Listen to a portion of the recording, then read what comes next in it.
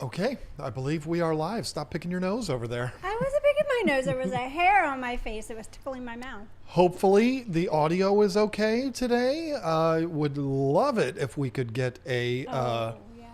somebody to mention that in the chat because last week was kind of a disaster. I had to go in and completely remove the beginning of last week's stream, which was a real bummer to have to do. Oh, But, you know, I didn't know. YouTube makes it pretty easy to do that. I don't see anyone saying anything yet, but I know audio is great. Thank you, Candy. I know that we are on a bit of a delay. So while we wait for everyone to get in here, now I'm fighting off a sneeze. This is a beautiful thing. Couple of things I want to talk about. First of all, welcome to the live stream, ladies and gentlemen. Excited. We do this every Thursday, and we pretty much start out every single week completely unorganized and frantic. But welcome to the stream. I look forward to doing this every single week.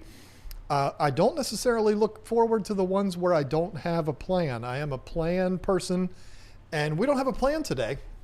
We're going to go strictly Q&A today, but we got a couple of things to talk about while we lead up to that. First of all, we had our vacation last weekend, which didn't really seem like a vacation. It was kind of, we snapped our fingers and we were back. It was so quick, but it was a lot of fun. And you noticed that there was no vlog this week, and there's a very particular reason for that, and it has to do with making a plan and sticking to that plan for the vlog, and then when the plan doesn't go to plan, you don't have anything. And that's what happened to us. We stopped at a really cool fish store on the way up there, one that neither one of us had ever been to before. I do not remember the name of it. I actually took a picture of it. I didn't. While you look for that, we went in, and the owner of the store was in there working, and he asked me a question when he first saw me for the first time, which in a lot of situations is good, and then in some situations, not so good. The first question he asked me was, "Hey, do you have any aquariums?" So that means he had no clue who I was, which is a good thing. What is it? Aquatic Creations. Aquatic Creations. Okay. I don't expect everybody that has a fish store to know who I am. And we're wearing masks and everything else. So wasn't expecting that. But he had absolutely no clue who we were. He's one of those old school guys. Yes. That is very old school. I don't think he has any social media at all. In fact, he talked very poorly about social media.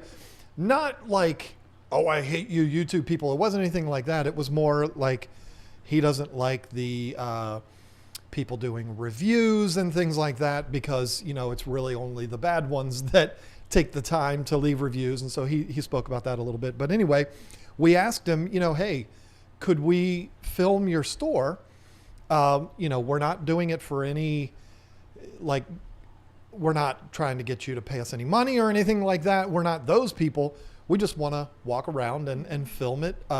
They had an unbelievable koi pond in there. Oh my God. I so badly. Those koi were gorgeous. Oh, I wanted to get that on film so bad. But he was apprehensive about it. He was like, "Well, maybe if you could give me your information, I will check out your stuff and then I'll let you know." And I almost wanted to say, did you not hear us when we said we're passing through? We're from Virginia. We're 2.5 hours from here. But, I said, "Hey, look, how about this? We'll do it this way. We'll give you all of our information. This is a really cool little store." And he was talking about the challenges of the last year with COVID and everything else in the fish keeping industry. And I said, "You know what? Listen, check our stuff out. If you like what we do, we can stop back through on the way home. And maybe it'll get you a few people into the store. Who knows? It's not going to cost you anything. We're not going to make you look bad or anything like that. I'm not going to go to a fish store and poop all over it. I mean, that's just not my style. I don't care how bad it is. I would rather just not even film show at all. anything. Yeah. Right. Yeah. I mean, and that's how it would be if we walked in there and it was a poop hole. We just wouldn't have even considered filming it. I mean, it would have just been like, okay, let's move on. But this was a cool store. It wasn't the nicest store we've ever been to, but it was a cool store. And it's a side of the road destination location. Very cool. And I loved that koi pond. And the cool part was he was so old school that he had a section of just books. Some were old, some were new. Most of them were old. And you bought like 4 of them. I bought books. I was so excited because that's how I like to learn, is by reading books or magazines, and especially from old timers. Like nothing as new, I mean, at this point anybody could do a book. But I like the books about people that have gone out and they've done their research, they've gone to places, they were, fish were named after these people, and that's what I like. So I was so excited to pick up some of those books. Yeah, it took her 45 minutes to decide what books to get. And meanwhile, I'm just kind of walking around. And anyway, it was a good time. We left our information with him. We went on our way to Gettysburg, Pennsylvania, which is somewhere that you and I have wanted to go ever since we met. And we never have gone there. And so we went there for the first time. And you were kind of funny on Saturday because we went up Friday. We were there all day Saturday and then left Sunday. And anyway, I'm getting ahead of myself. I told the guy, if you like what we do, we'll stop on our way home on Sunday. Spoiler alert, we never heard back from him. Yeah. And it is what it is. It's fine. It was a nasty, cold, rainy, stinky day on the way home anyway. So so there went our vlog. But I didn't want to just put out a video of us in Gettysburg for the vlog. I would have included that in the footage from the fish store. But you almost did not want to go to Gettysburg on Saturday, and I was very concerned. Well, it was going to be a nasty day. We got there, and as we're driving up to Pennsylvania, we're probably 20 minutes from the cabin, and we're going up this windy back road. There's no lines in between or anything, and the farther up we go, the more snow we see. Well, and we woke up on Saturday morning, and with more snow. The car was covered in snow and everything. So yeah, it looked like it was not going to be a day that we could do Gettysburg anyway. So we went to a couple of antique stores, went to an amazing breakfast place. Oh yeah, and I got a mug. Can you see it? Yep, Faye's Country Kitchen. Yeah, I love mugs. I collect mugs. So I was like, I want a mug from here. The best French toast I've ever had in my life. And I consider myself to be a French toast connoisseur. But she said there was orange juice in the batter mixture. Okay. So anyway, we did that. Then we went to some antique stores. And then I was like, hey, wait a minute. It's like 1 o'clock. The sun's out. It's getting warmer. Let's go to Gettysburg. And so we did end up going. No, I think I said that. No, you most certainly did not. I said, we could still go because it's not bad out anymore. And you were like, that's a great idea. Oh, that's fine. And I said, fine, I'll stop looking around antique stores so we can go. That's not what she said. She said, well, we're standing right in front of this antique store, so I'm going to go in this, and I'm going to take my time moseying around there, and then we'll go. And that's exactly what happened. But we had a good time there. Since it was last minute, we couldn't really do any planned tours and stuff like that. Plus the tours of the battlefields are almost obsolete now because of COVID. But we still did kind of a driving tour of it, and we stopped at the diorama, which is really, really cool. And I done bought some souvenirs. And people who know me know exactly why I bought these, because I collect these. And I'm going to hold them both up at the same time so no individual person gets offended, because I bought bobbleheads from both sides. I got General Lee and Grant. Very, very cool. I mean, come on, I'm a bobblehead collector. So Yeah. of course I was going to get these, and I just couldn't pass up Superman. It's so funny. So anyway, it was a good time, but we didn't get to go back to that fish store. Right. So we didn't have any footage from it. So we didn't end up putting up a vlog. I apologize about that. As of right now, as we are speaking right now, there will be a vlog next week, because Ooh, tomorrow's an exciting day. tomorrow's a big day, and two different things that we can include in the vlog. We are supposed to be picking up fish from two different places tomorrow, from the same airport. We kind of worked it out that way. My yellow labs are supposed to be coming tomorrow, and then we're getting an order of betas in tomorrow too. So those will be going up on the website whenever you put them up on the website. So that'll be fun to show kind of the whole process of going to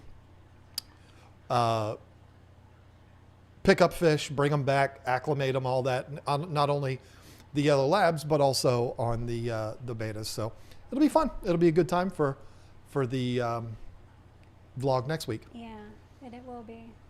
I'm excited. I can't wait to get my beta.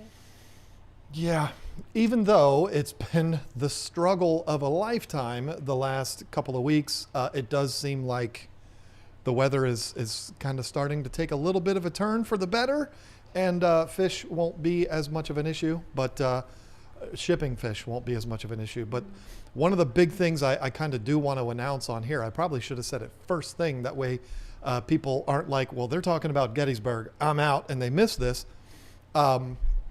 There is a nationwide shortage of heat packs right now.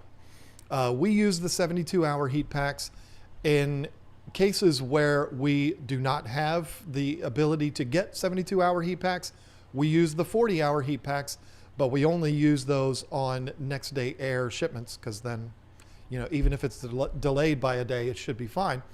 But nobody has them. Literally, I mean, I've talked to other people who ship fish, and I'm like, where are you getting them from? And they're like, I'm not. Where are you getting them from? Nobody has them. The big distributors of these heat packs are all completely out of stock. So we may run into a situation in the next week or so. If we don't get them, we might have to hold off on shipping for a little bit, because I'm not going to ship fish without heat packs. It's just not possible to do that. So, Right. but you know, we'll cross that bridge when we get there. But right now it's looking kind of like doomsday. I've been on every site that sells heat packs, and nobody's got them.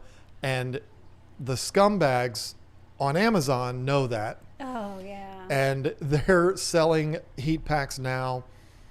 It's just like when COVID happened and you had those scumbags. And if you're watching right now and you were one of these people, you are a scumbag that went and bought all the water and all the toilet paper, and then they were selling it on definitely the toilet paper, the Lysol and Clorox wipes, and the hand sanitizer and everything. And then they were selling it horrible. for ridiculous prices on Amazon. Scumbags. If you made money doing that, you are a scumbag. But that's what's happening with these heat packs now.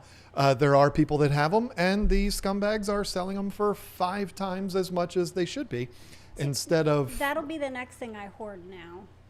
heat packs. Yeah, because after the whole thing happened with the toilet paper, when I couldn't get toilet paper, it was, oh, I was so mad about that. When it did start coming back in, into the stores more regularly, I was like, just in case it happens again, I'm going to get a pack of toilet paper every time I go to the store. And we have a closet just filled with toilet paper now.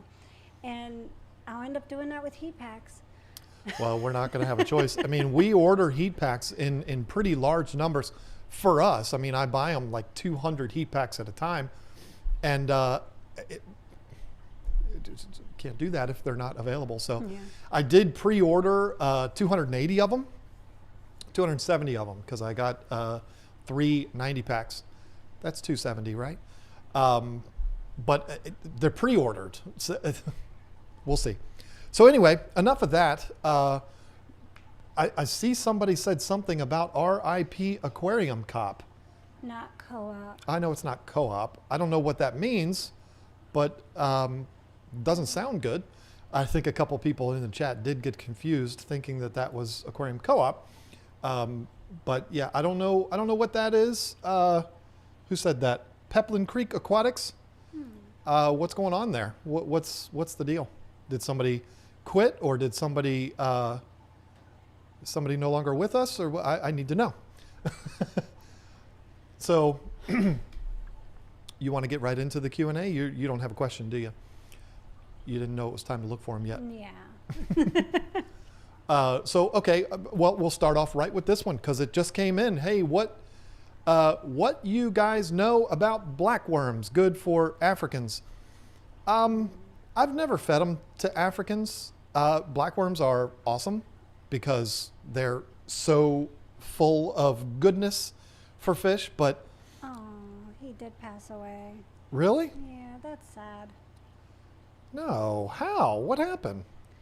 Oh, well, that's not important. It's sad that he's gone. Let's just leave it alone. Well, yeah, but I'm pretty... A heart attack. Oh, that's ouch. terrible. That is terrible. I'm sorry to hear that. I feel like I've seen him. He's been in a lot of different, like, live streams, like chats and stuff. But that's how I recognize him. I thought he's a younger guy, though. That's devastating. I'm definitely sorry to hear that. So anyway, yeah, I mean, I feel weird going back to talking about blackworms now, but for Africans, especially if they're larger, like peacocks and haps that have some adult size to them, you wouldn't be able to really put enough blackworms in to satisfy them. I mean, they would just be tearing them up so fast, and they're small, to where you really just wouldn't fill up Africans with it. So I probably wouldn't feed it to them, but they are amazing for community fish. Discus will just absolutely go nuts over them. Pretty much all fish will go nuts over them. I used to keep them. What did I kept them for my stingrays. Yeah. And it was the biggest pain in the butt because they have to stay refrigerated, and it's only certain places around us had them, and I had to drive like 2 hours to get them. And then, so you try to buy like a big thing of them at a time, and they go bad, and it was just too much for me. So I switched to frozen shrimp, and it worked out really well. But blackworms are great. If you have a place that is close to you, a fish store, it's not going to be a chain store, but a mom and pop fish store, and you're able to get those in small quantities and just go back like every week or something like that and get them, then they're awesome. But I wouldn't feed them to Africans just because it would be like bloop and they'd be gone. It'd be like dropping them in for Oscars. Why? That's like them trying to eat hair. It wouldn't be enough. So. Oh, it's windy out. Yeah. You had to shut the window too. Now it's getting hot in here. It's getting hot in here. No, I shut it about this much. So Liz Drangay, I don't know how you say your last name, Liz, and I'm very sorry about that. Love you guys. Lisa, why do my beta's tails look so ratty?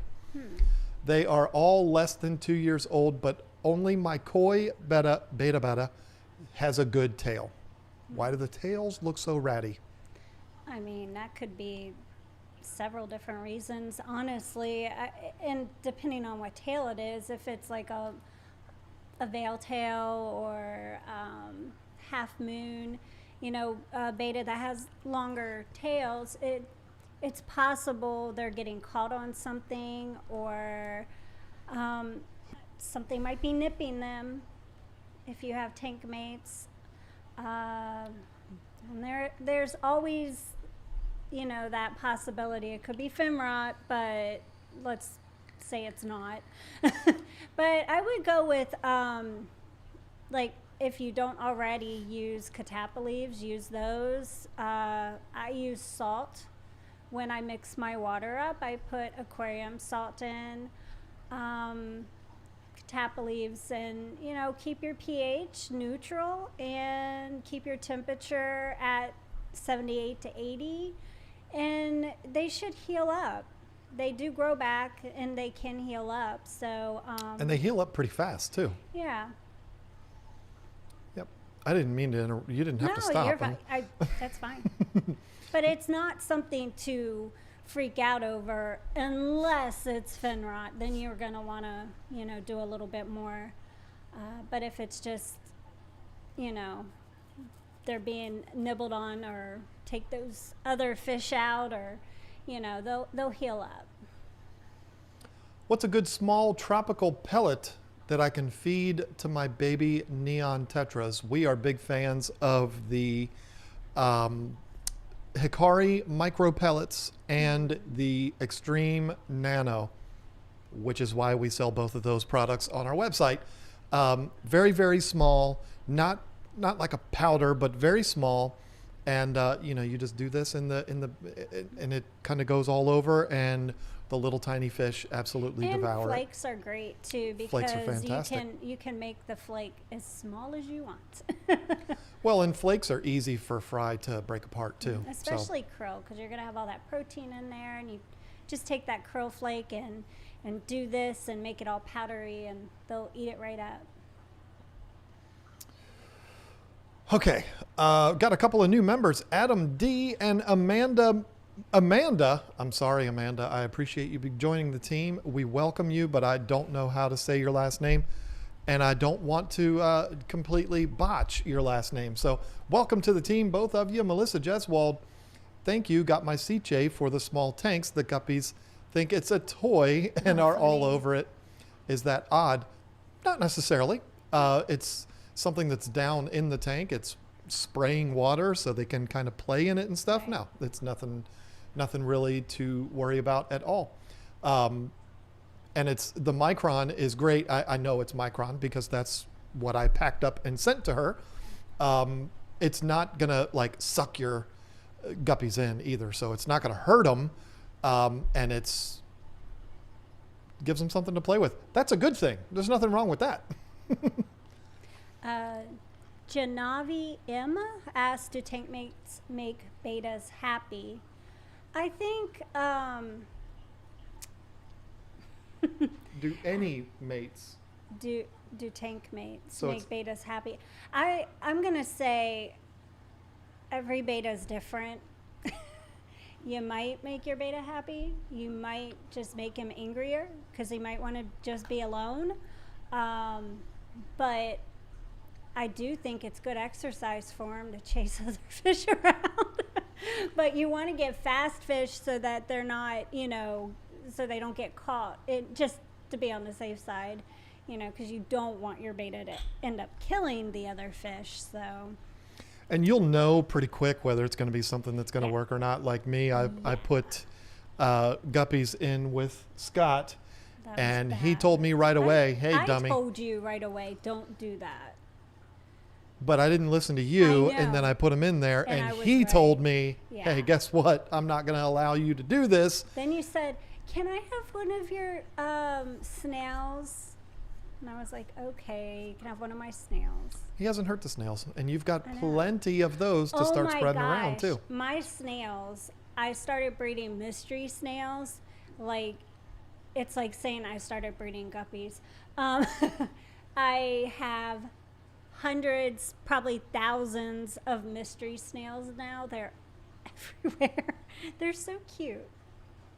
She's been having so much fun with these snails. I love snails. Pulling me in there every day, like, look, and they are everywhere. They're everywhere. I've been spreading them out all throughout my my other tanks, my personal tanks, not the beta tanks that we have the betas for sale in. So don't worry, I'm not sending you snails.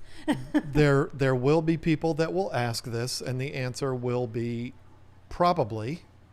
Will we ever sell them? Probably. I mean, We've got a ton of little teeny tiny baby snails that are like the size of a BB. And they're so cute because they'll like get on an adult snail. There'll be like 5 of the babies on an adult snail, and they'll be going up Crawling around on 'em. aquarium together. It's like they have a piggyback ride. It's adorable. It is I funny. Love it. I love them. And it happens so fast. You get this corn-looking thing on the top of the tank, and then all of a sudden, poof! It's like all these little snails, little micro Got snails. like 10 of them now, but Not 10 baby snails. You've got like 10 clutches of 10 snails. clutches of snails. And There's that's like just 1,000. The ones that haven't even, Yeah. done anything yet. But it's so funny because once I started feeding them the shrimpy pellets by Extreme, they just started breeding like crazy. I had not done that before, and then I lowered the water too, of course, so that they could go up there and put their clutches up there. But once I started feeding them stuff that they really liked, they were breeding like crazy. Can't stop them now. Yeah, they're fun. Adam D, or I forgot, Syed the fish keeping kid became a member. Welcome to the team. Adam D, thank you for always having a video ready for when I do my water changes and maintenance. Take my money, he says. Aw. Listen, Adam, we're going to do one even better for you, because I happen to be with a beautiful young lady that came up with an amazing idea for some videos that we are going to actually start to record this weekend. And I'm going to do something that I despise doing, and I don't have to do this, but I'm going to do it anyway. We're going to record on Saturday and upload on Sunday. I hate that. It is like a cardinal sin for me. I like to have videos done and in the bank, ready to go. But I'm so excited about this one that we're gonna do it that way. It's going to be a lot of fun. It's nothing groundbreaking. It's nothing like, we're not pioneering anything. It's basically, you came up with an idea for a style of video, and then I was watching what I've been watching almost at an obsessive level lately, Dale Earnhardt Jr.'s YouTube channel, and I was seeing him and the way his people are doing things, and I said, you know what? That's it right there. So I got inspiration from you, and I got inspiration from Dale Earnhardt Jr. So we'll be recording on Saturday, and we will be uploading them on Sunday. And so you're going to see, if you watch our video on Sunday, you're going to see the Yellow Labs. If everything goes well tomorrow, you're going to see the Yellow Labs. That'll be the first video that they make an appearance in. It's going to be so fun to get them. Yep. And then Tuesday should be when we upload the vlog for that. But I do see a lot of people kind of requesting more like podcast style videos. And that's kind of what we're going for there, but that doesn't mean I'm starting a podcast. What I mean is, when you watch it, it's going to be reminiscent of podcast videos that people do, kind of like conversation type videos. And I'm excited about it because I don't have to write these 9-page long scripts, and we don't have to do anything like that. We can just have a conversation about a topic, and it'll be fun. I hate scripts. I just want to say whatever I want to say. I just want to talk about it, not have to, I just got to make sure you don't get us in trouble like you did when I was writing the scripts for you. Somebody said Daly is awesome. Yeah. I've been watching his channel like crazy for the last week. I just love his channel. It's clips from his podcast, and he has basically anyone that's ever been involved in NASCAR he has on there, because he's Dale Earnhardt Jr. So very, very cool. But anyway. Does he still drive a race car? No, he retired because he had too many concussions, and then he was in a plane crash, and then it was just...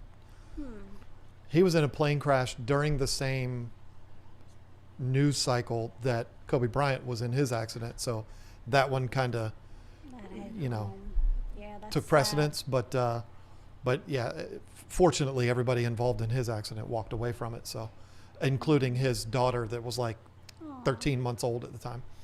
So sad. anyway, but thank you, Adam. Yeah, we'll be giving you a lot of that material to listen to. I know that it is very common for people to listen to videos rather than watch, and I get it.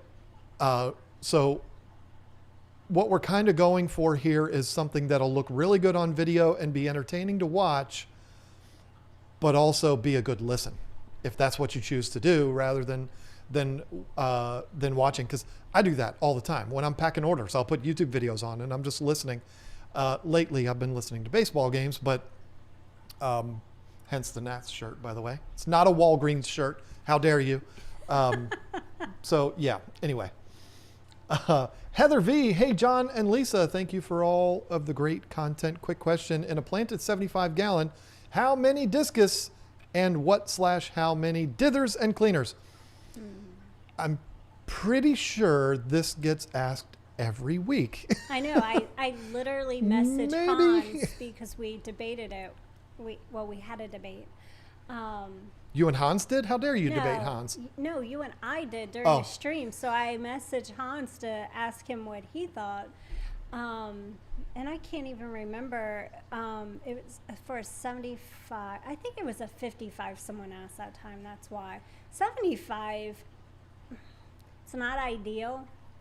I mean, I think probably a 90 gallon or bigger is better. But for a 75, I'd say 6. And I don't even know if I'd put dithers in. I just would do like 6 discus. If I was going to do dithers in it's not a small tank, but when you have 6 full-grown discus in a 75, they it's get going to big. They do get big. I would go with the small ones like the Cardinals. I mean, I still maintain that is one of the best.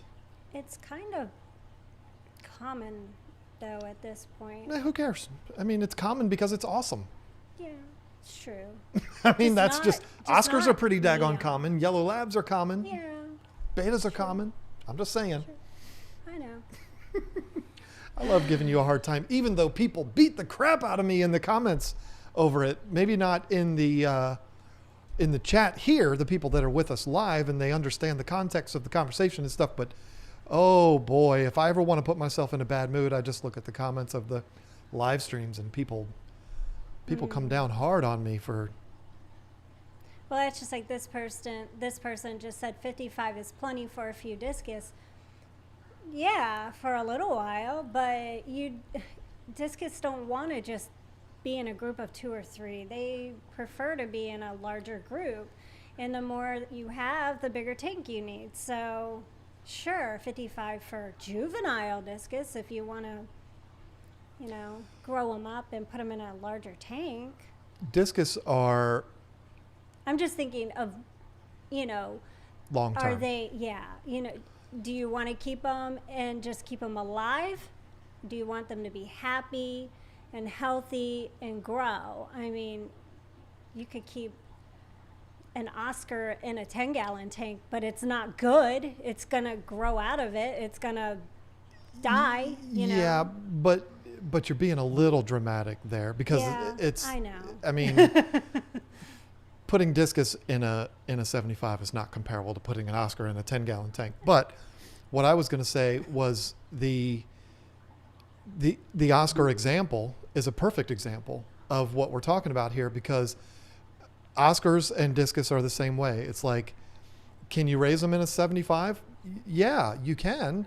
But the answer is always bigger is always better. I mean, that's just the way it is. But I've been in people's houses fixing furniture and they're discus in a 29 gallon and stuff like that. I mean, so if you're putting them in a 75, you are doing better than what a lot of people do. But, bigger is always better. That's kind of the end to every Right. single one of those debates. So I definitely, Oscars get a lot bigger than discus do. They're a lot dirtier. They're a lot more active. They're all over the I place. mean, an adult discus gets pretty large. I mean, you're right. Oscars are going to be larger and they're thicker, but they're more stockier. But discus do get big. If you want to grow it out to be, keep it long term. Here's the question for you. I'm going to get you now.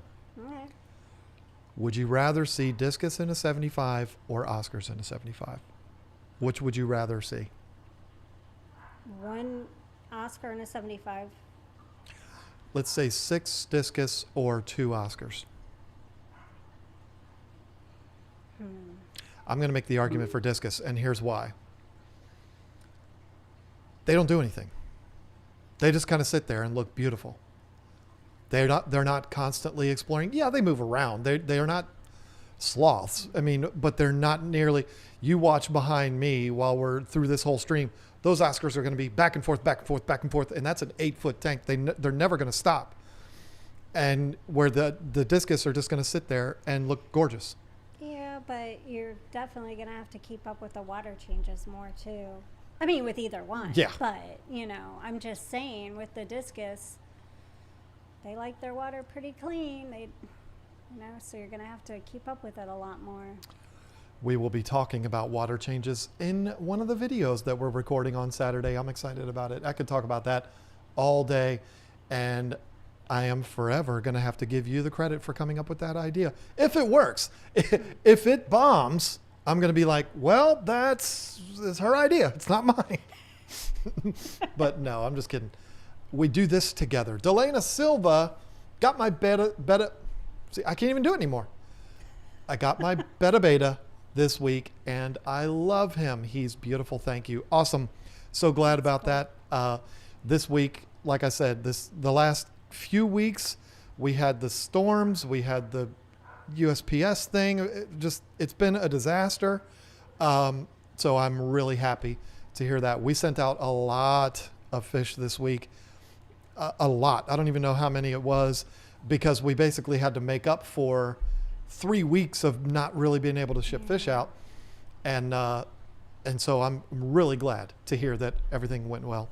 And then Peplin Creek Aquatics is Rest in Peace Aquarium Co-op. I did it. Aquarium Cop. Yeah, I'm really sorry to hear that. That is that's horrible. I mean, that's happened to 2 fish tubers this year. Or not this year, but recently. Sad. That is terrible. Anthony Norse, thanks for everything you do. You're welcome. Thank you for just saying thank you. That's awesome. Really nice. You got one? Oh, sorry. Okay, I'll keep going. You find one. Hey, John, I just started a 30-gallon high, and I was wanting to do cichlids. What kind of decor? How many should I use? And how many cichlids can I put in? I adore you, Carl. Thank you. Thank you so much. We even named a cat after you.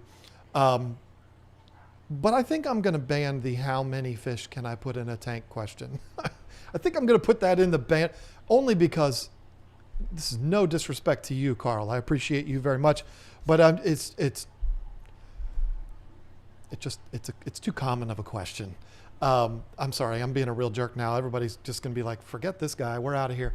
But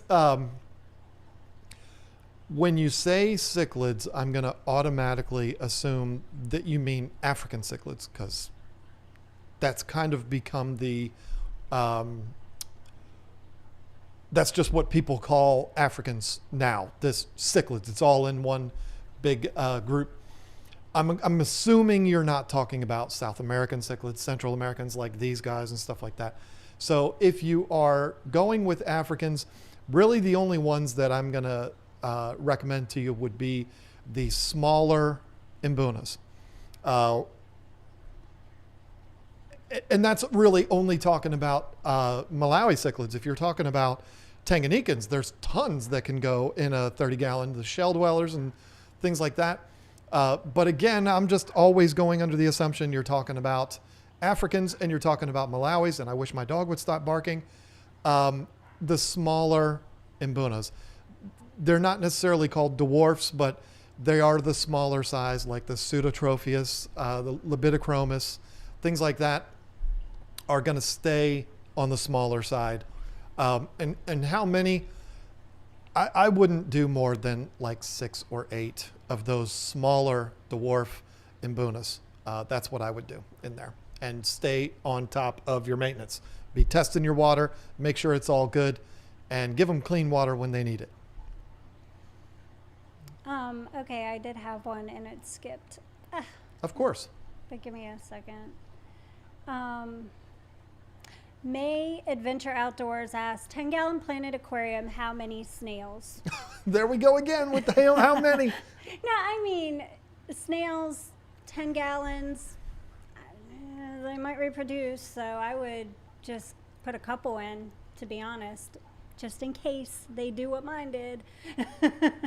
Yeah, But- or you could do it on purpose like Well, she did. yeah, I mean, you could put more in if you want. It's up to you. But I noticed that with my snails, the water gets dirty pretty quick. So I've got to be up. I have to be on my A game with water changes. So, but yeah, I would just do a couple, especially if you have fish in there too. Okay, listen, folks, I don't know what's going on in the chat right now, but nothing happened to Aquarium Co-op. I misspoke there after actually like making a point not to misspeak about it.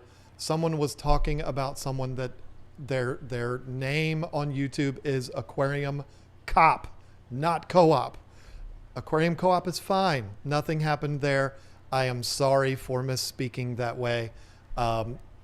And I had literally just told myself not to do that, and I did it anyway. So it just shows you how much of an idiot I am. Someone even said something nasty. I don't know what's going on tonight. Megan Peterson, electric blue Acara male has pushed away female after fry are swimming. Female is hiding. They were great for their first spawn. This time, not so much. Yeah, you know what? That male is protecting those fry even from the female. This is why we always preach having a backup plan of some kind, especially if you're breeding fish. Because when you're talking about breeding cichlids, you never know when the female is, or either one of them is going to end up getting brutalized either during the spawning process or in the courting process or afterwards. And then not only that, but you might have those parents that have the tendency to eat their fry. So having that backup plan, having that backup tank to either put that parent in that's being brutalized or the fry in is always a good thing. And yeah, that's frustrating though, Megan.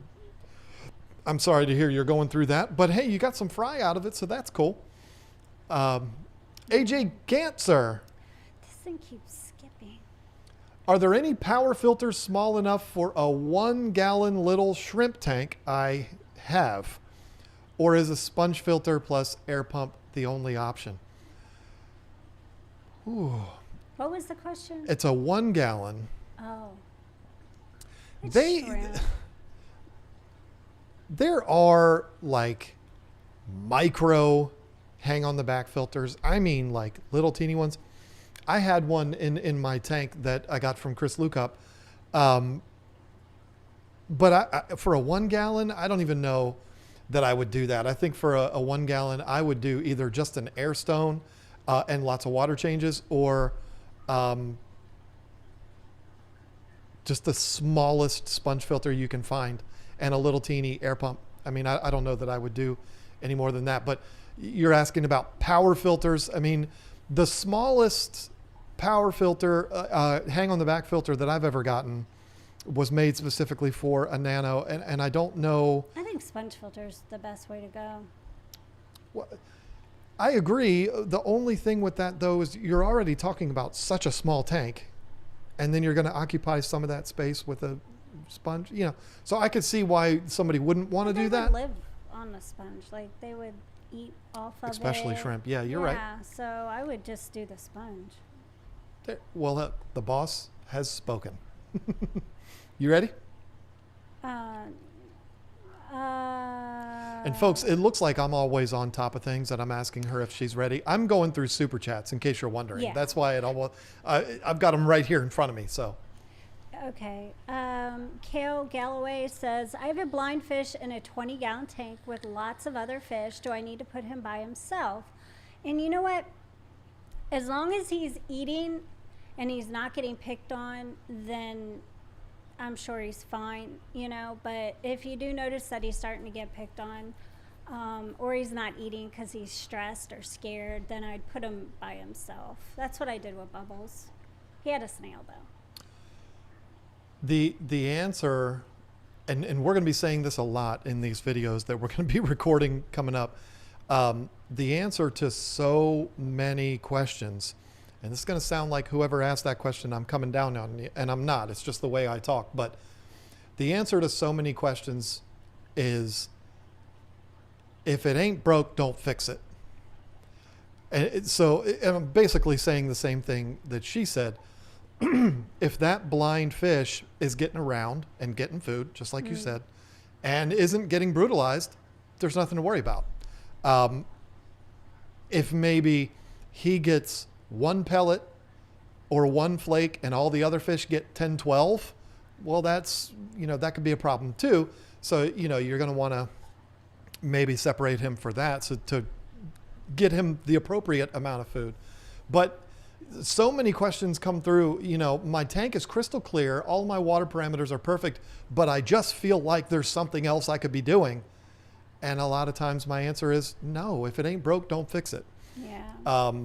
But with a special needs fish, we, especially you, completely understand going overboard for a fish like that.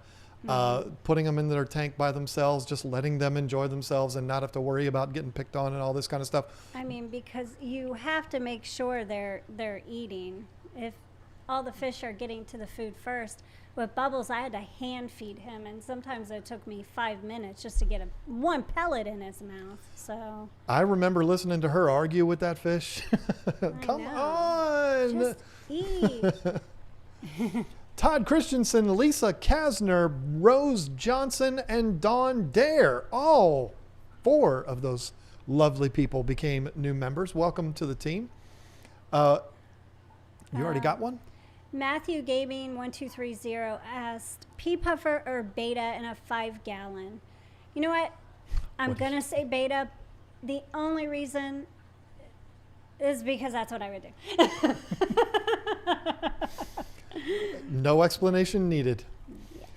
Justin Mosley, so 18 Mbunas, it is 75 is considered normal, but 4 to 6 discus is bad. And then he's got the big googly eyes. Yeah. I think I might have said 18 Mbunas in a 75 long ago. Probably the small ones like Yellow Labs or something. Yeah. Yeah, you're talking to the wrong people when it comes to that, because she's going to debate the discus thing in 75s, and I appreciate your. I'm just trying to be honest and do what's right for the fish. So, I'm not saying that someone that keeps 4 to 5, or actually 6 discus in a 75-gallon is a bad person. I'm just trying to make their life easier so they're not having to do as much upkeep, or, have the fish not be happy in the long run, because having to go out and buy another tank 2 years later. If you'd have bought that bigger tank up front, then it wouldn't have been a problem.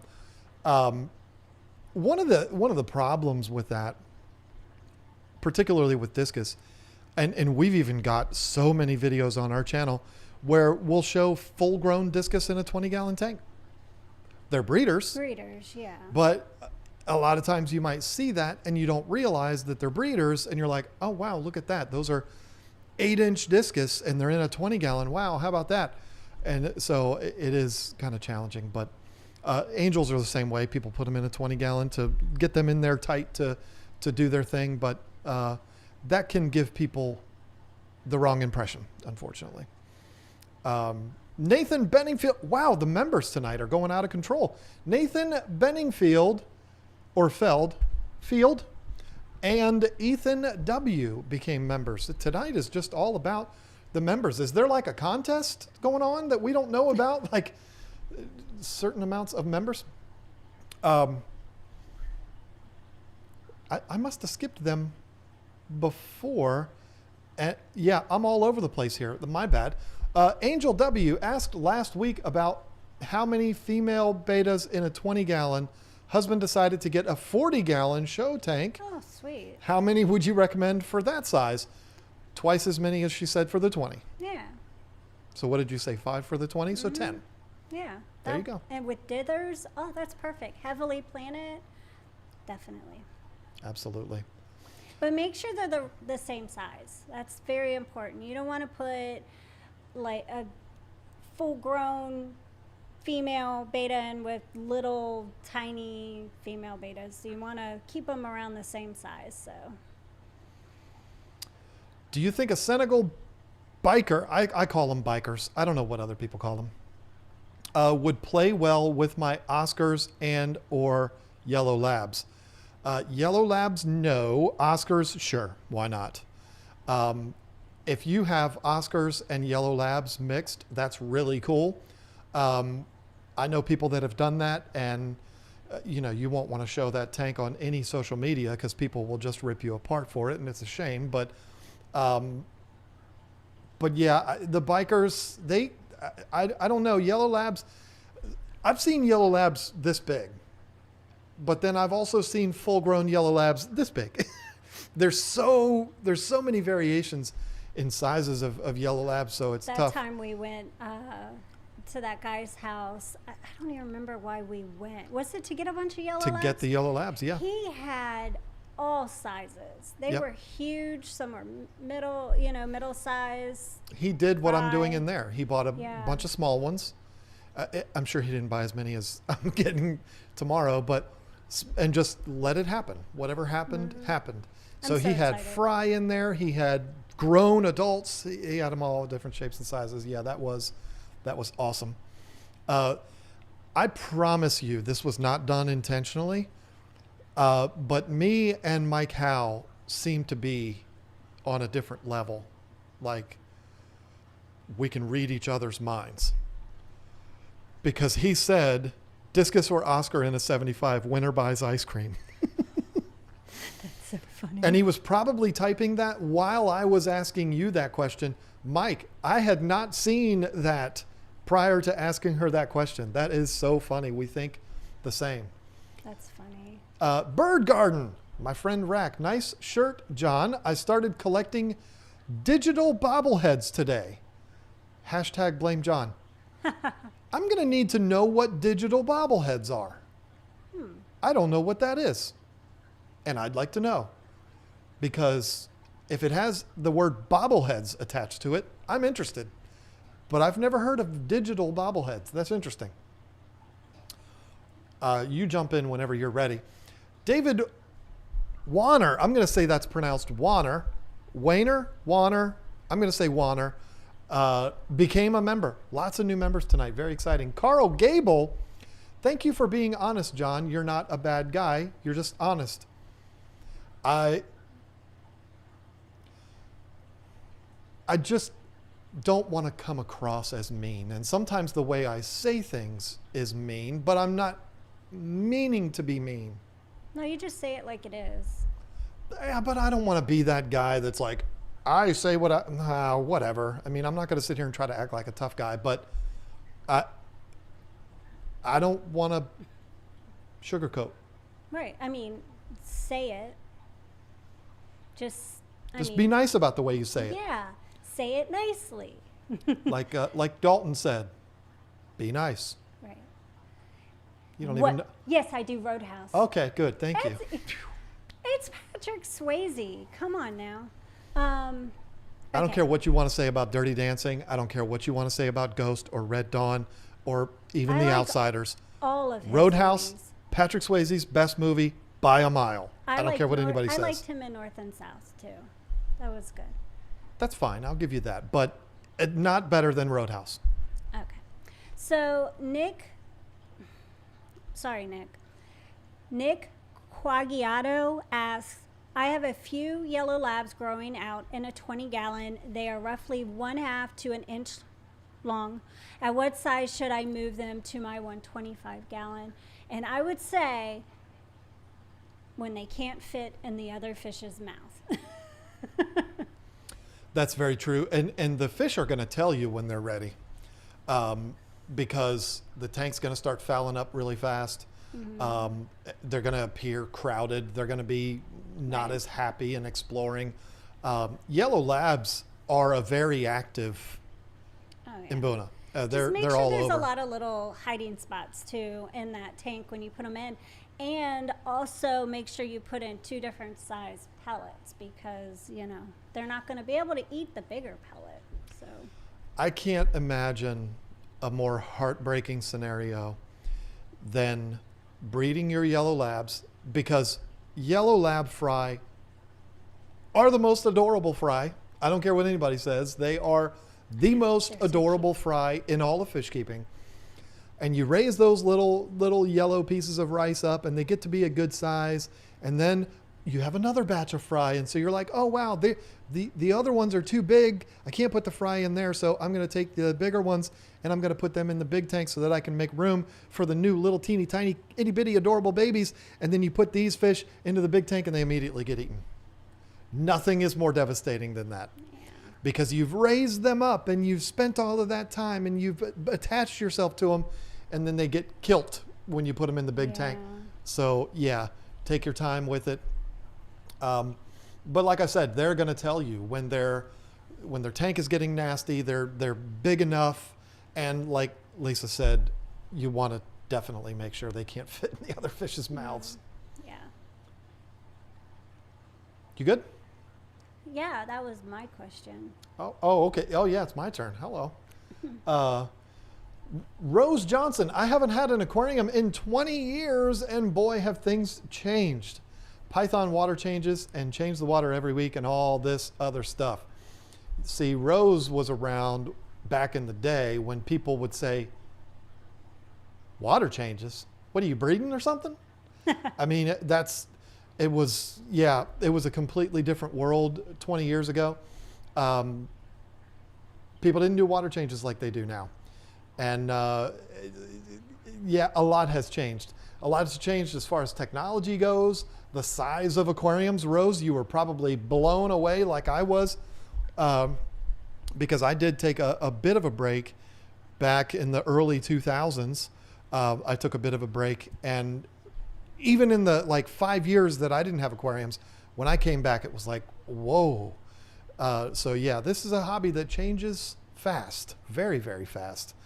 And I would say the biggest change that we've seen over the last 5 years or so is the overwhelming popularity of social media. I mean, it's been unbelievable. And Rose knows that now because she's here watching. So, you good? Okay, yeah. Okay, so Dawn Dare says, mystery snail left her shell. Why? So sad to find her 2 days later clinging to a plant. And it sounds like her shell, how do I put this? See, I'm not a snail expert, but I do know that if they don't eat the right food, they don't get the right calcium, their shells will start to get brittle and break.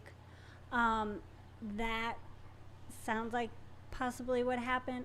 I'm not 100% sure, but I do know somebody that knows a lot more about snails than I do, and I actually went to this channel to find out how to breed them, and that would be Life with Pets. Sheila, she knows a lot about snails, so I would check her out, and you could probably find something there that would give you, you get more information than what I'm telling you. I would definitely change their diet though. And there is something else, and I can't remember what it's called, but there is something else that you can stick in the tank for them The white, it's white. I can't remember what it's called, but Sheila explains it. So go check out. In that wonderful accent she has. I love Sheila. Like I said, it's Life with Pets. Go check her out. She's got some really good snail videos. And she's got a couple of our betas. Oh, yeah, she does. Brian Barlow, if I set up, and here we go with the how many again. if I set up 135 gallons seeded and cycled, how do I go about adding haps and peacocks, juveniles, young adults, and how many to start with? I'm not going to answer the how many part because that's the 12th time. No, I will. I personally, I've done it every single way, and I don't know which way I prefer. If it's smaller and grow them up or getting them large already. When you're where I am, I've lost a couple of fish over the last couple of months in my tank downstairs. And so I'm going to have to, if I want to buy fish for that, I have to buy them bigger, which they're big money.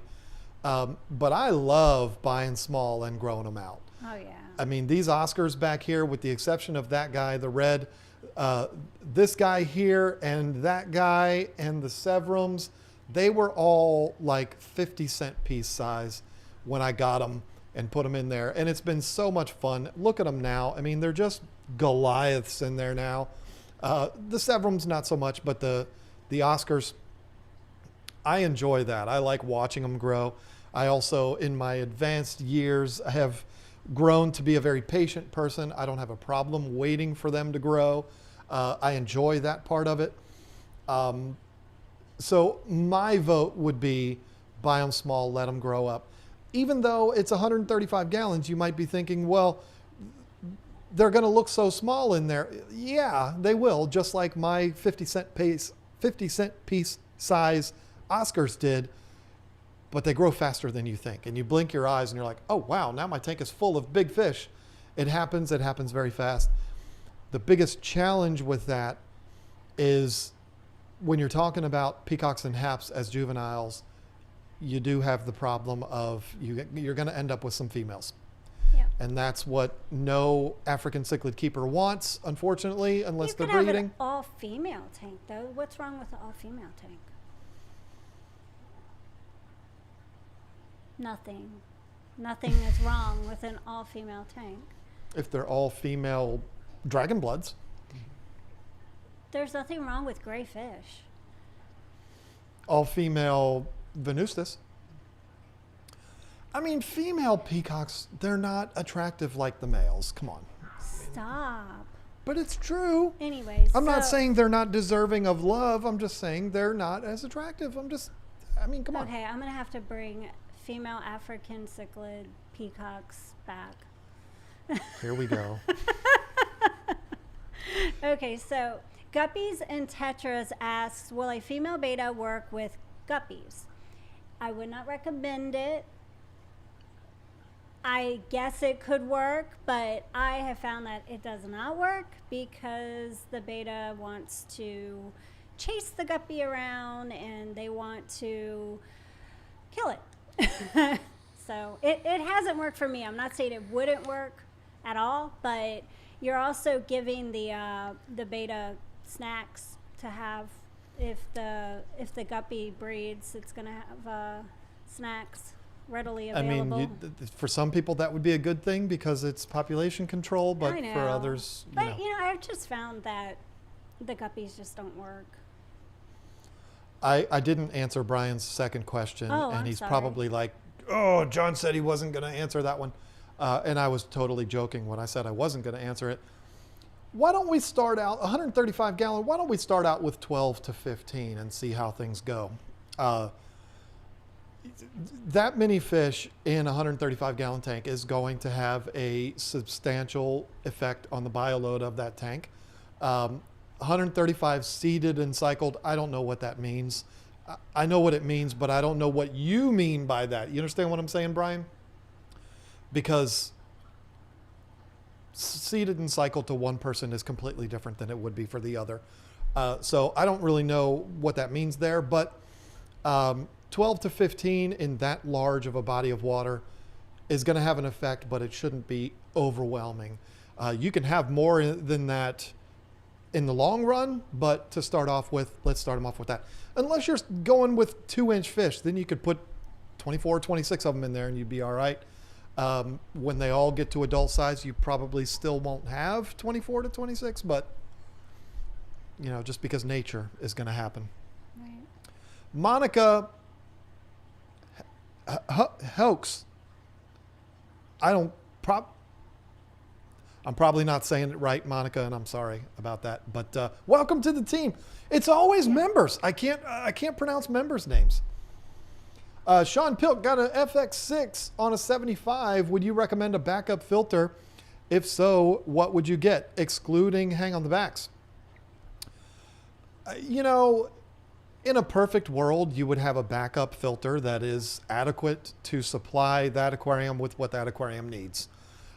Most people with an aquarium that large, most normal people like you and I, Sean, are not going to be able to run out there and just buy another Fluval 407 just to let sit there in case. But that would be perfect world scenario. But if you're talking about, something to filter the water in an emergency, sponge filter and an air pump, or a couple of sponge filters in a 75, your canister goes down and you're like, what do? I got to order another one and whatever.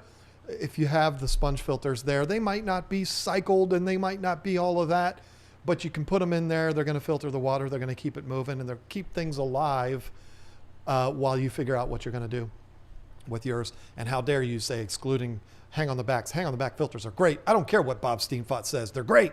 Go ahead. Okay.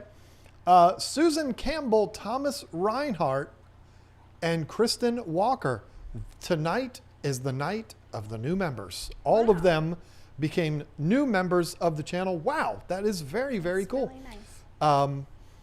Members did get the first inside track on those new videos that we're going to be recording, and they got asked questions about those videos. So all of these new people signing up as members tonight, they will have access to those now too. So it's going to be cool. We're going to involve the members in these videos just like we did with 10 things back in the day. So it's going to be fun. Hold on. Timbo Tanking It Easy says, at KG Tropicals, you missed my super chat, John.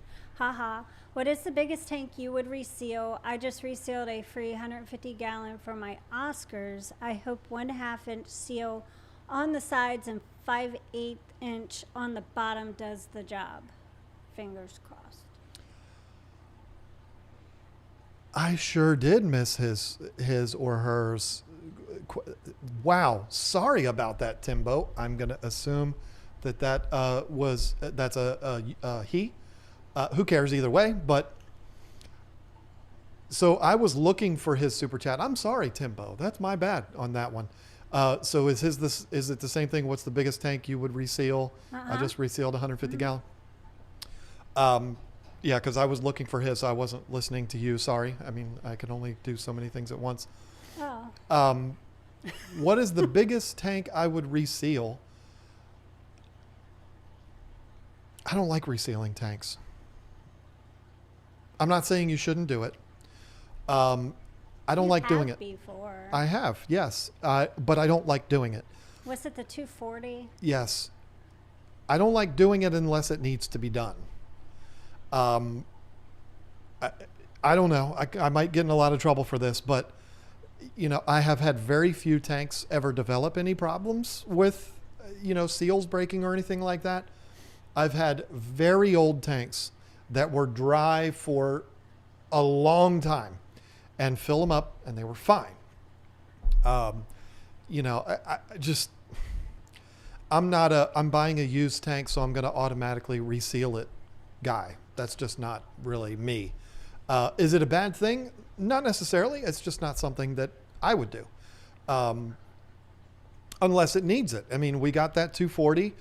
This is way back in like 2010. And it was leaking when I got it. So I did what had to be done to it. But If I had filled that tank up and there was never any leaks, I would have never done anything to it. I would have just left it alone. So, but what's the biggest tank I would reseal? Well, I guess the answer would be a 240 because I did do that. I think one of the challenges that a lot of people would probably have sealing tanks that size is they don't put enough silicone in because they're afraid that it's going to look bad or something like that. Custom aquariums, when they do their tanks, I've had people comment on the bottom seal on mine. And I'm like, why do you care? It's covered up with gravel. Nobody's ever going to see it. So why is that a problem? But they do that. They put that excess silicone on the bottom, a huge, gnarly, big, giant bead of silicone down there because that's the most vulnerable seam and they want to make sure that that's never going to break. And I think most do-it-yourselfers would be reluctant to do that. They would want to make it too perfect and they would put painter's tape on it and they would like do all of this stuff to make sure it's absolutely perfect. And that might not be the best thing for silicone. So I don't know what made me say that, but the question was what's the biggest size tank I would do. I mean, listen, that's a 360 gallon tank. If that tank sprung a leak, guess what? I'm not going to throw the tank away. I'm going to reseal that tank. So I don't think I could put a size on what's the biggest tank I would reseal. I would reseal any tank that needs it, but I'm not going to do it if it doesn't need it. I hope that makes sense. And sorry, I missed you before. I didn't mean to do that. I thought I was on top of things. No. Our man asked, when will you sell female black samurai betas and female alien betas? I don't know. I have them. I have quite a few of them and some others, but I don't list them because I want to keep them for myself. And you want to breed them yourself. It's not just being selfish. I want to keep them. I mean, I have blue rim females, and I can't think of a prettier sorority tank. A blue rim sorority, black samurai sorority. I think that would be beautiful. The beta breeding business. I'm not talking about the beta breeder or beta breeder community. I'm talking about the business, the farms. When they have like super premium betas, they don't sell the females usually. If you get one, it's by accident. And we've gotten a few by accident. Certain ones, blue like rims. All kinds of females, like the kois and Nemos and, the super common ones, But the Hellboy, no, we had Hellboy females too.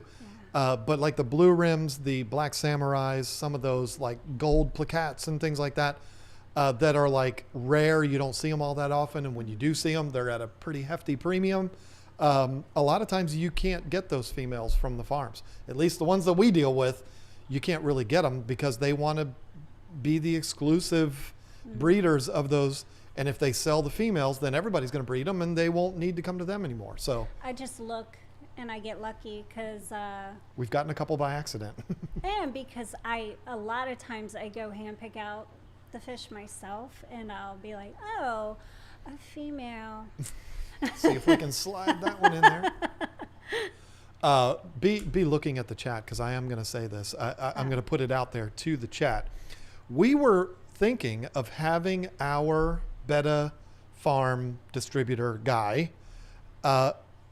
We were thinking of inviting him here and having him as a guest in our videos.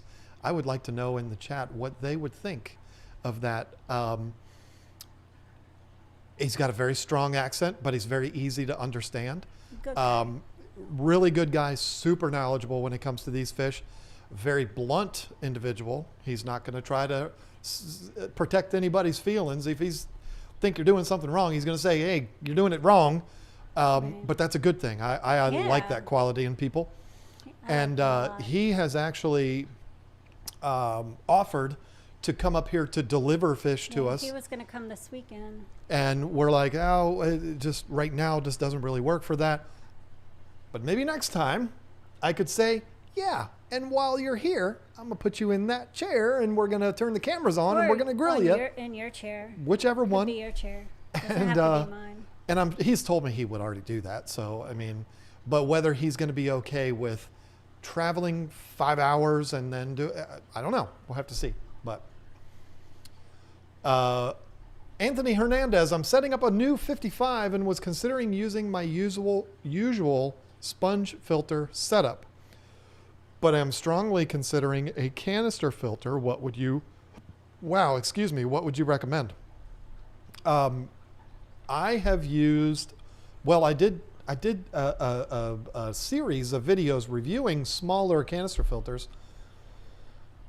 And I'm pretty sure, I didn't do like a follow-up which one is my favorite video, but the one that I liked the most out of the series was the Fluval 400 series. Big fan of that.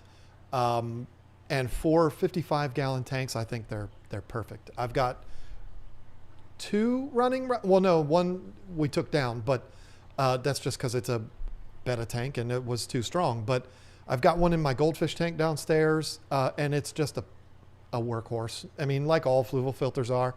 It's easy to clean, easy to maintain, super quiet. Yeah, it's up there as far as cost goes. It's going to cost you a lot more than the Aqueon or even the Marineland, but very, very good filter. I'm also a big fan of the Marineland. So there you go. Either one of those, you can't go wrong with either one of those. And a lot of it has to do with not only they're all quiet. All the ones that I used, there was only one that I couldn't stand. And I'm not going to disparage. I don't get off on that kind of stuff. So I'm not even going to tell you which one that was, but I bought, I think 6 canister filters. I set up 4. I set up the 5th one and just couldn't get it to work. And then the 6th one is still brand new in the box downstairs. I never even took it out. And there's no reason for that. It's just, I just haven't done it. Well, if you couldn't get the one to work, if it was difficult, then maybe you should tell people which one it is so they don't waste their money and go out and buy it. I don't believe in that. I don't believe in that because people have bought that filter. It was probably either mine was faulty or user error. So Okay. I'm not going to be a dummy Well, if it and was user error, I can't get this thing to work, so therefore it's a bad product. I'm not going to do that. They're selling them. They're selling lots of them. So I don't think it's the product. I think it was me, or I think I got a bad one. So if I don't like a product, I'd rather just not talk about it because I don't feel like I'm doing a service to the community. I don't disagree with that to a point, though. You know, I mean, if it's a small business, that's different. But if you're trying to help the fish keeping community so they don't waste money or something, that's all I'm saying. Telling them it's not like it's gonna take that company out of business if it's a bigger. Well, yeah, you're absolutely right. Because I would rather see a bigger business lose a little bit of money than somebody who spent their last $50, on something and it didn't work. But I guess that's what, taking it back and getting a refund is for. That's right. Whatever. And the thing is, I totally lost my train of thought there. I mean, you're making a very good point. So it's like, I can't sit here and argue with you, but I would rather not waste the energy on just sitting here pooping on something. It's not my style. Other people might do it and it's fine for them. And I'm not saying they're bad people for doing that. It's just not my style. Right. If it's that I don't like something, I'm not going to make a big deal out of it because I don't like it. Right. If it's something that is potentially harmful to fish, or it's going to burn your house down, or it's going to leak all over the place, that's fair game. Yeah. But if I just don't like it, I'm just not going to talk about it. Or if it's what did you say, user error? you can't blame them if it's your own fault. Plenty of user error in a lot of things in my life. When I had my vaping channel and I reviewed products, one of the common comments that I would get on those videos was, "Wow, you like everything." You know, you never have anything bad to say. And my response to that is, no, I just don't do videos about the products that I don't like. I mean, I'm not going to do it. I'm not going to waste my time with that. And I would have these companies reach out to me, hey, we want to send you this. Can you review it? I'm like, yeah, but if I don't like it, I'm not doing it. And the companies were actually kind of like, well, that's good. I'd rather you not make one that's bad. But it has nothing to do with trying to hide anything or anything like that. I don't feel like I'm doing a service to do a video that's bashing a product. That's just dumb. I just, it's not worth my time. So, sorry, another rant time for John there. David Warner, I'm not sure how to say that. Is there a way to get companies to stop selling little glass bowls advertised for betas? It's so funny that you say that because we were talking about that earlier today. Oh yeah, that's going to be part of one of our videos. We weren't talking about that question directly, but we were talking about beta bowls. Is there a way? I don't think so. I just don't. Just like I don't think that there's a way that we're going to get the big box stores to stop selling betas in cups. When they stop selling betas in cups and they move to having them in containers like we have them in, then there'll be an uproar about that and they'll want to get that changed. It's like a never-ending thing. I wish, David, there was a way that we could. I wish that there was a way we could get the companies to stop putting pictures of goldfish in 5-gallon tanks or fish bowls. And the betas are the same way. I wish we could stop those things. I just don't know how we could do it. I mean, the only way is to just stop giving them your money, because all big companies, even small companies like ours, listen to the money. So if something just stops selling, then they're going to stop making it. But the unfortunate reality of this hobby is most of the people entering this hobby are doing it on impulse. They're doing it because they just thought it was a good idea, and they've seen all of these fish bowls all over the place. They see, what's that movie we watched last year with Batista in it, carrying the beta around in a bowl, My Spy or something like that. It was actually an adorable movie. Oh, the little girl. The guy that plays Drax the Destroyer. Yeah. The little girl and the Batista he was a wrestler. And he was carrying that beta around in a little bowl the whole movie. I mean, honestly, not the whole movie. I can't believe I'm saying this, but the truth is, it's not ideal.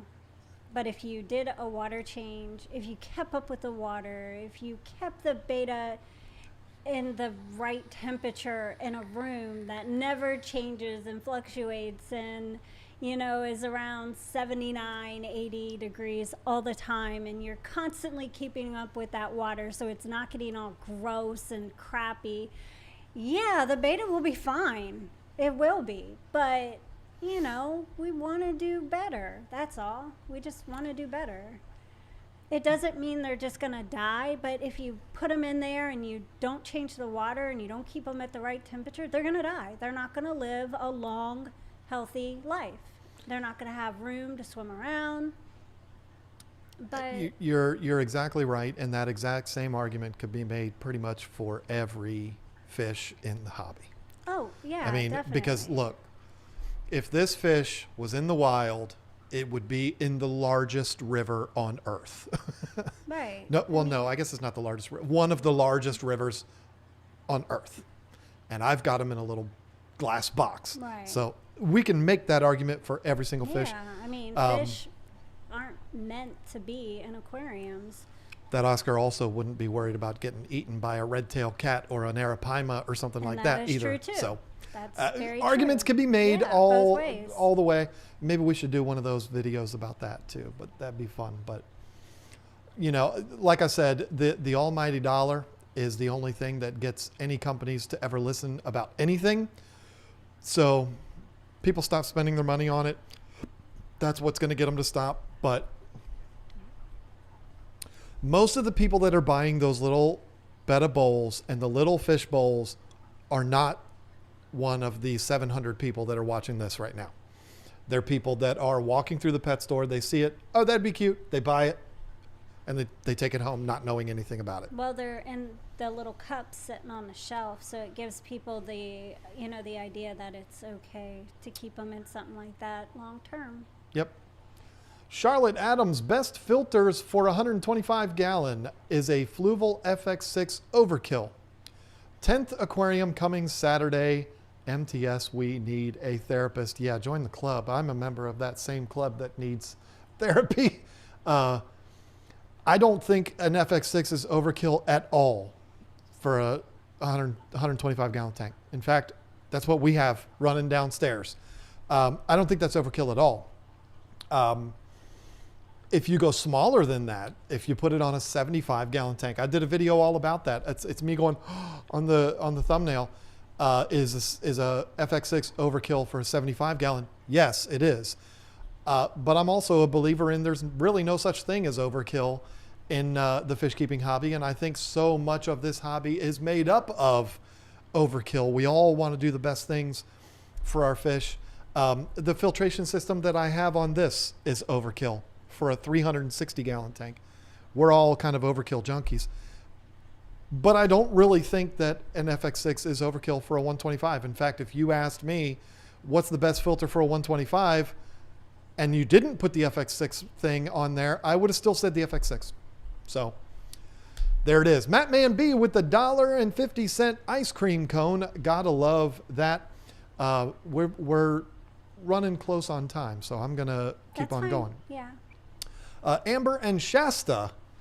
I just want to say that the male and female Galaxy Koi betas that I bought from, now I'm saying betas. I'm saying it beta. Just say beta.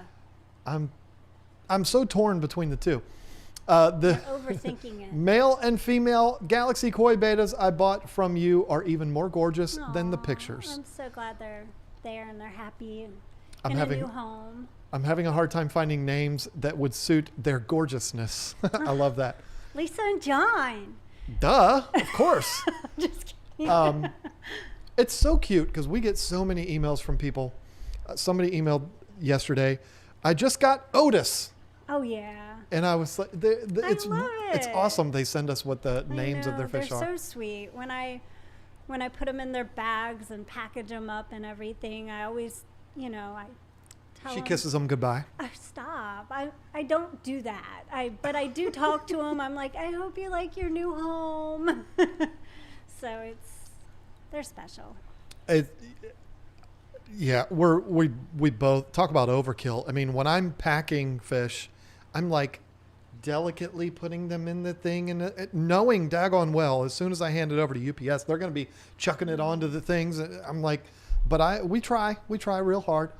They're treated very delicately and very softly by you primarily, me at the very end, and then and that's we do our best. But that's very cool. We sell way too many fish for us to start naming fish for people, but we could have all kinds of fun with that. I have named some. I have two sitting on the to-go shelf that need to be shipped out that I've named. One is for Pam, Punchy Paints, and that one is Winky. And then I have one for Melissa Jeswald, and that one is Crush. Because he reminds me of the turtle on Finding Nemo, his eye.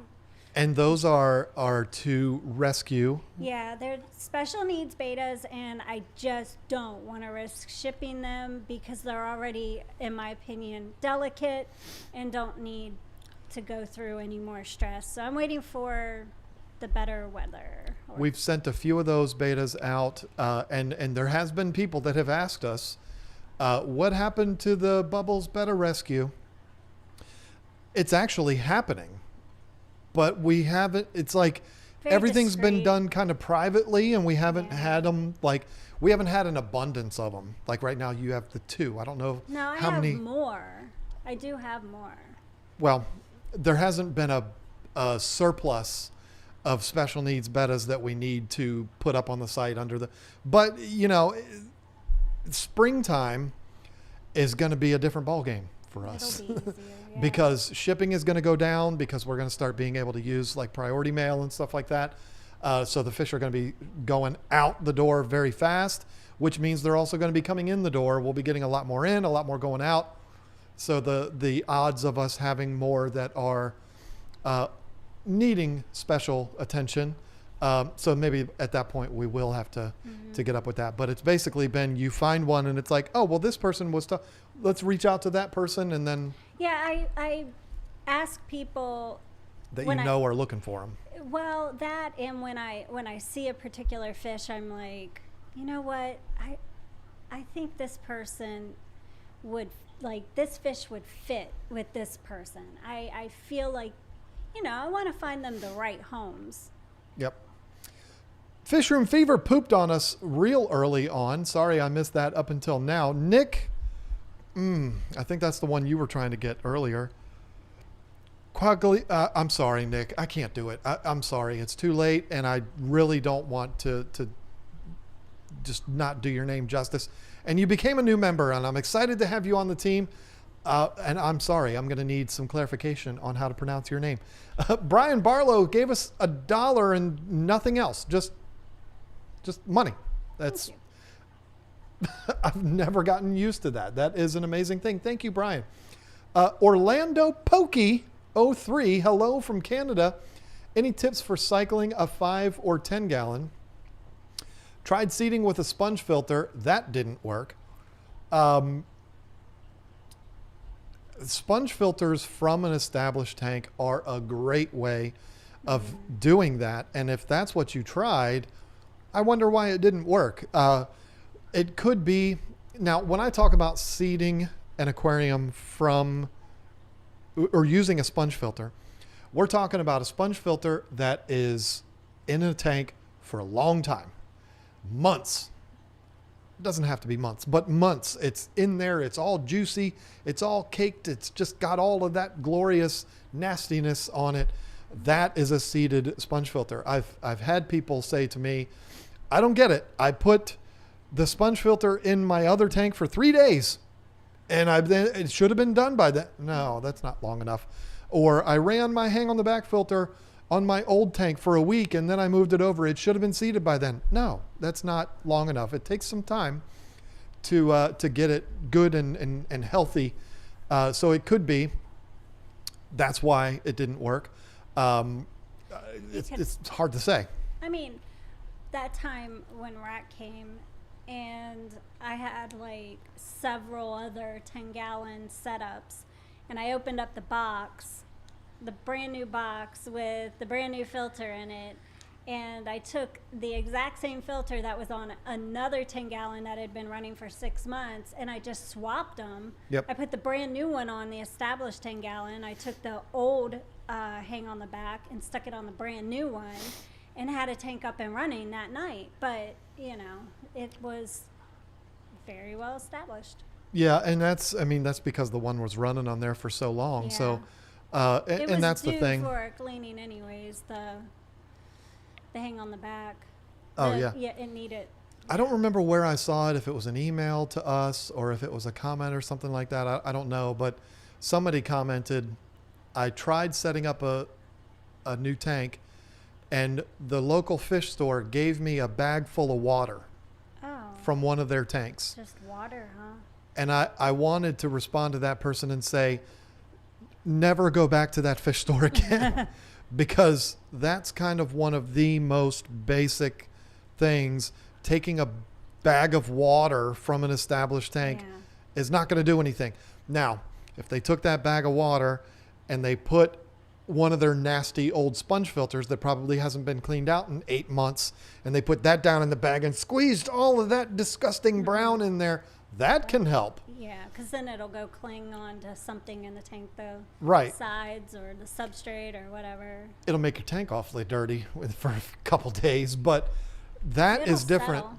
Yeah, that's different than a bag of water from the fish store. So anyway, I hope that helps. Denise Bashar's will black skirt tetras be a possible tank mates for betta? Do female or male bettas tend to do better with dithers? I think the females are better with dithers. That's what I think. I think, yeah, because like you don't have to worry about if the dither ends up being a fin nipper. You don't have to worry about it as much with the females because the fins aren't long like some of the males are. So that helps. And then, what was the beginning of the question? Because it kind of... Are black skirt tetras possible tank mates? I've never been a fan of black skirt tetras. Mainly because... But that doesn't mean they wouldn't be good tank mates. I know. When we had them that time at the fish store, the only time I ever personally had them was when we were selling them. We couldn't get rid of them. People didn't want to buy them, and they were mean. Were they mean? Ours were mean. I didn't remember them being mean. Well, ours were mean.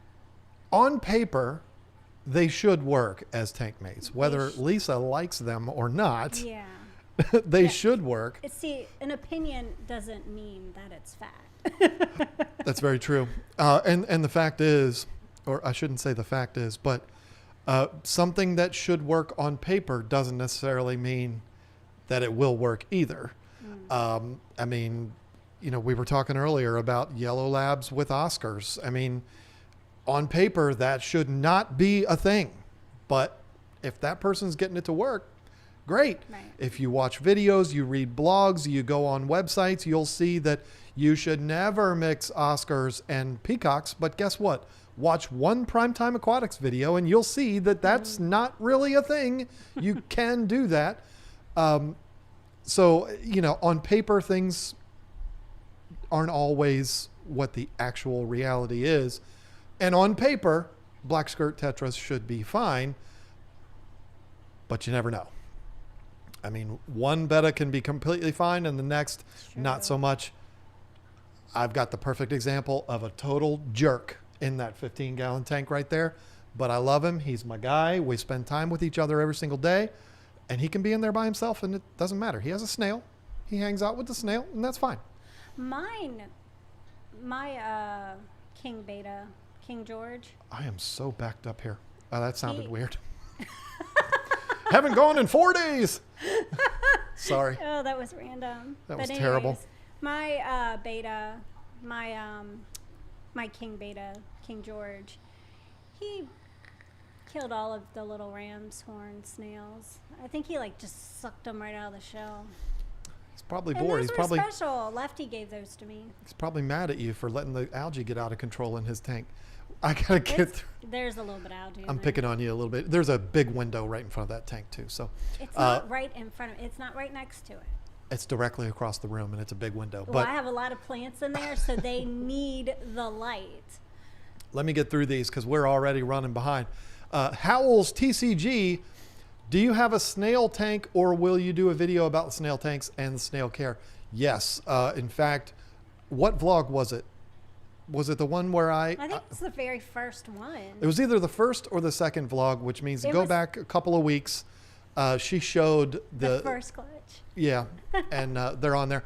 We will do an update on those because you still have some egg clutches, and then you got a whole slew of baby snails swimming around. So I don't know that we're gonna do a like detailed snail care video, but there will be snail content coming. I would like to know more so I can, you know, I would rather know more about what I'm talking about than just say, hey, I've got snails. Chung Chow, the water box, who I haven't heard from in a long time. I met him in Chicago. Awesome dude. Love his videos. So serious question to both of you. Would you rather have a body of a centaur or the body of a griffin? I know what a centaur is, and I'm pretty sure I know what a griffin is, but let me make sure I know. That is, yeah. It's the half bird, half lion, or half bird, half horse, or whatever it is. And that's what I thought it was. So I was right. I'm always right. I'm sorry. I was supposed to say, and I'm never wrong quoting The Princess Bride. I'm still going to go Centaur. And you're going to go Griffin because we don't have enough time to talk about I'm it. going to just keep my body. Oh. Lisa says, neither. No. But that's fun. Chung, hopefully get to see you at one of the events if we ever have them again. That'd be fun. Matt Man B, talking about a product that you didn't like or isn't good is worth mentioning to your viewers just to save them from encountering a not so good product. But that's just my opinion. Yeah, that's not a bad opinion. That's that I feel the same way. And it's an absolutely valid opinion. However, for me, I just don't want to spend time on it. That's just my thing.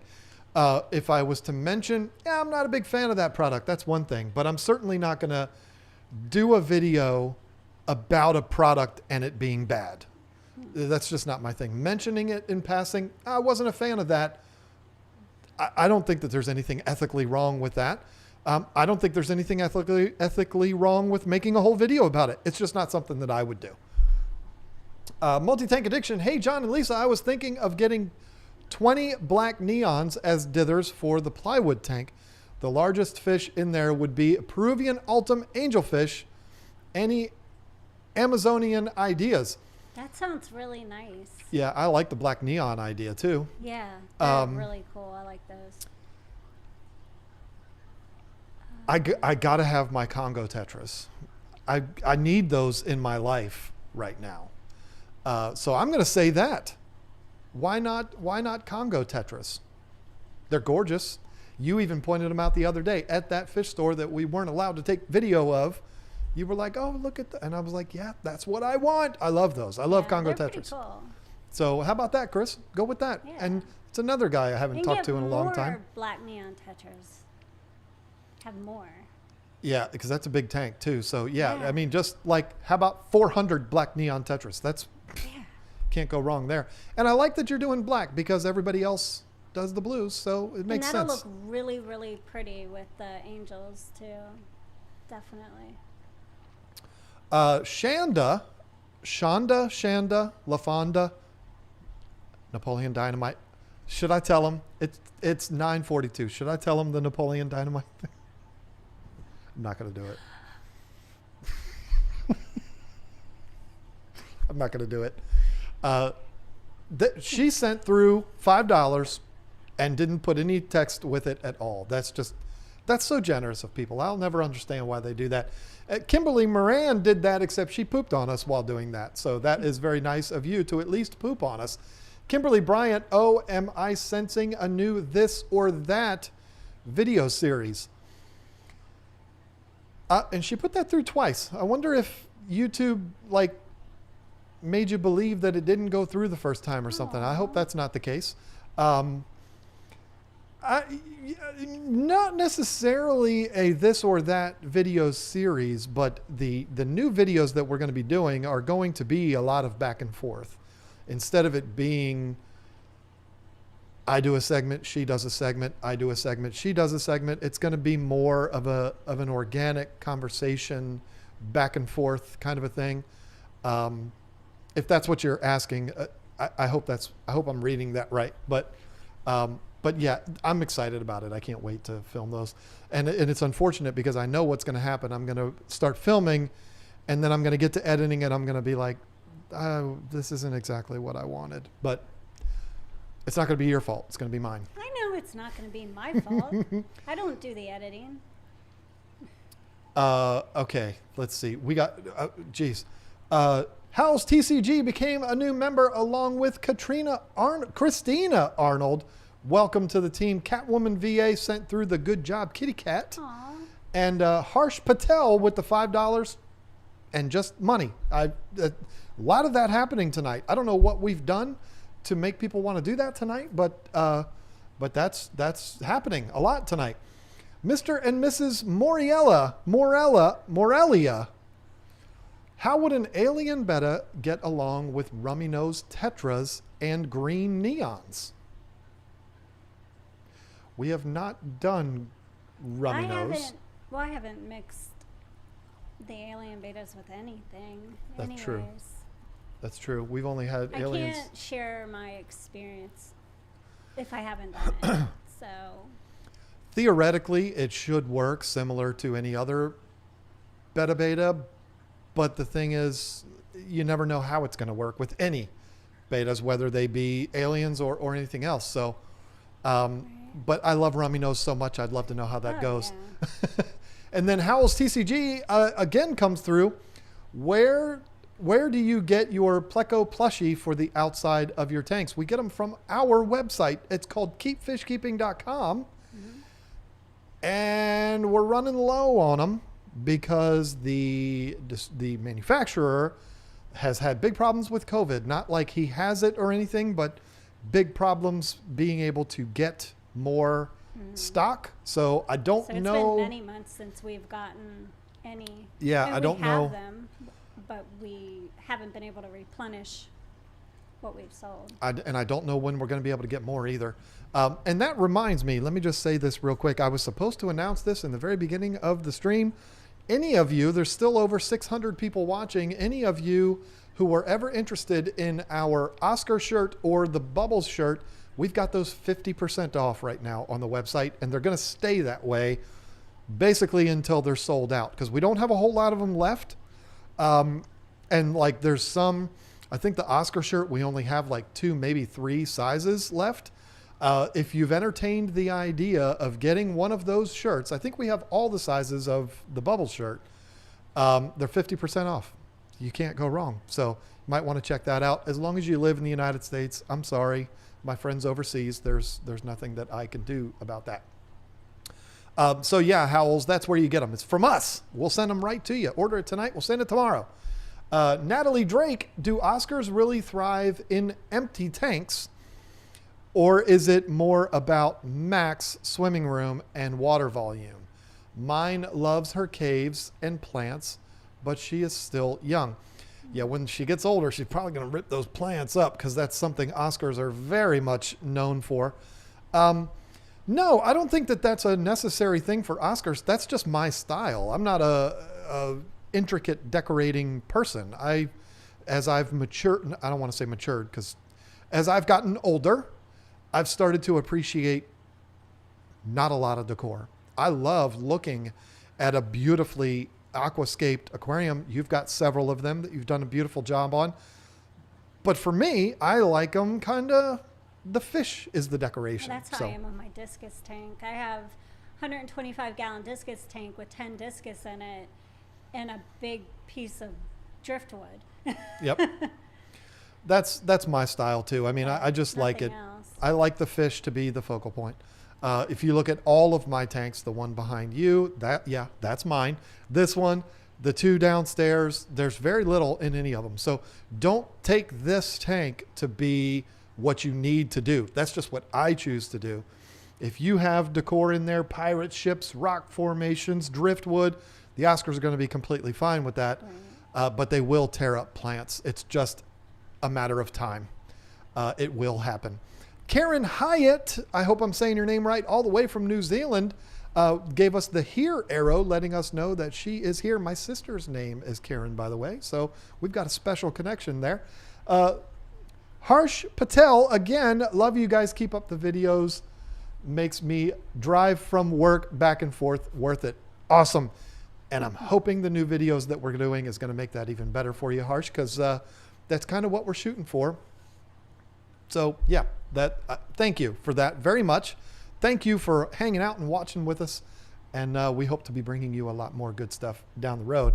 And then the last one, Carlita Suma became a member. So many new members tonight. Wow, it's absolutely awesome. Out of control. And somebody's already gone and ordered a Bubble shirt. I just saw it pop up on there. So I'm through here. So, okay. And I just realized we've gone 20 minutes over. Wow. My fault. It's always my fault. Yes. So user error. That's right. So let's go ahead and shut things down. Alrighty. And I'm going to hand it off to you because that's what I do. All right. Well, thank you again. Or if you're new, thank you for coming to our live stream and hanging out with us and joining us in the chat. If you've been here before, thank you for coming back. We appreciate it. We love having everybody here to chat along with and, you know, chat with each other. But anyways, I want to say thank you to the mods, especially because you guys do such a wonderful job keeping up with all the riffraff in the chat. But anyways, we will see you next Thursday, same place, same time. And you're not going to want to miss it because we're going to have fish in here. Woo! Finally. Yay. So we'll see you next Thursday. Have a great weekend.